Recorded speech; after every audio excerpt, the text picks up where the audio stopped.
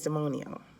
All right, so I'm Barbara Alexander. I am the founder of Arts in Connecticut. Arts in Connecticut is an organization which is my nonprofit organization, which was a spinoff originally from the Performing Arts Academy of Connecticut. I've been in arts all my life. I used arts as a coping mechanism. I used it as a way of memorizing things and being able to understand my academics and reading, writing, and arithmetic to be able to get those A's that I was so excited about. So I was always that kid in the back of the class or in the front of the class. My head is constantly bopping. You don't see music because music is in my head. However, the music that was in my head was always something I was able to transcribe completely different onto paper. So that was me. So, growing up in Gary, Indiana, we didn't have a lot. We had our regular, normal schools, and I had a music teacher. And that music teacher, she really took me under her wing, and she saw that I had something, and she'd say, "Child, what do you want to be when you grow up?" I used to say, "I want to perform on Broadway." And she was like, yeah, child. That's all. Every time we ask you a question, that's your answer. I was like, "Yes, ma'am." So one day, this teacher, I'll never forget it. She gave me a ticket to go see Mama, I Want to Sing. And by the way, I just saw my picture with the director of that show. So in going to see this this show was so exciting. I was so humbled and so honored. I got a chance I was by myself, so it was my first time ever going to a theater production. First of all, it's the first time ever going to a theater production. Second, to be able to go to something and it was about myself. So I sat in there and I cried. I cried from the time it opened to the time it ended. I cried so much because I just wanted to be on stage. I had that passion and that burning and that desire and that, that intensity.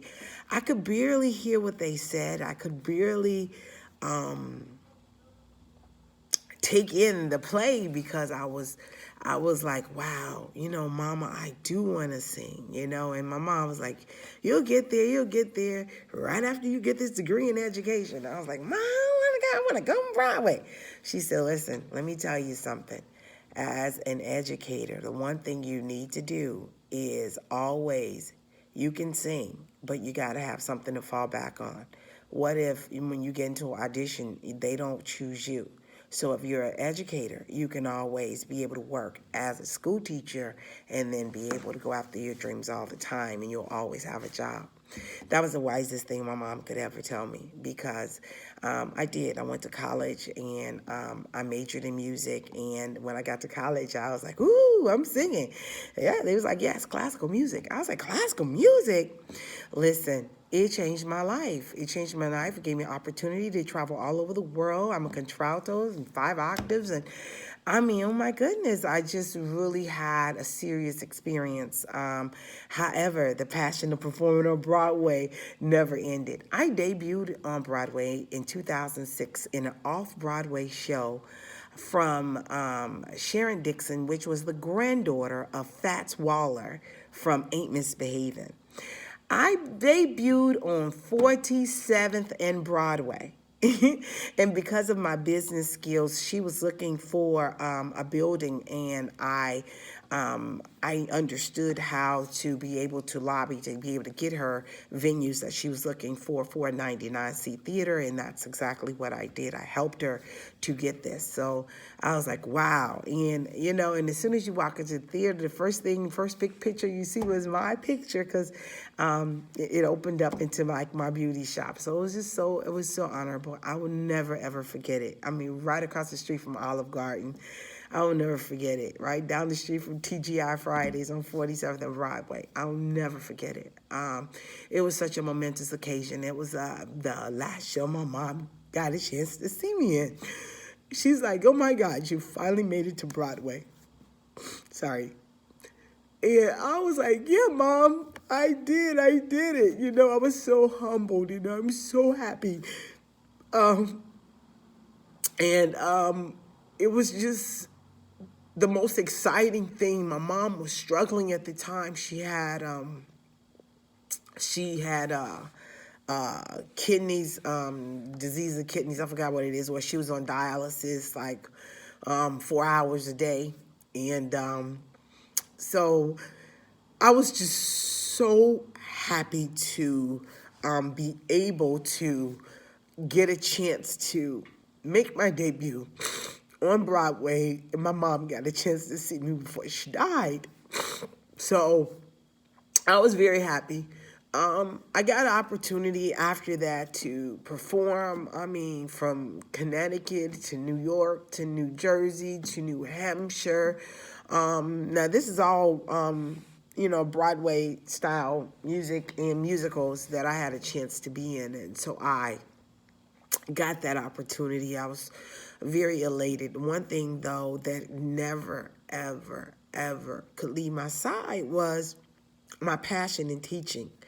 I have always been a no-nonsense, fun-loving, magical person in teaching and giving opportunities to kids like myself who would have never otherwise had that opportunity. And it was all because of one teacher, Miss Key, Marjorie Key. I will never forget that. And even though she died, before she died, she's like, girl, I'm so glad. And I got to Broadway before she passed. And she was like, girl, I'm so glad you finally made it to Broadway.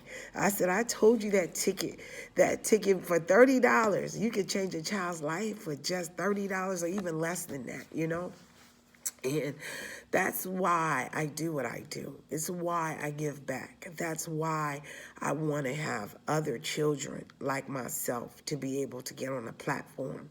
I don't want anyone to single us out. Yes, we're here and we help our low-income, diverse communities. But what we really do is let urban meet suburban and come together and create the medley that this world so desperately need, and that's real arts. You know what I'm saying? Our blood bleeds arts. And that's the color. When you need blood, no one is looking at what the color or the content of your skin is. They're looking at your blood type so they can be able to survive. And arts is the pulse of survival. And thank you so much for listening to my story, but that's why I created Arts in Connecticut. I got tired of people saying, I'm not going to help them or I'm not paying for them.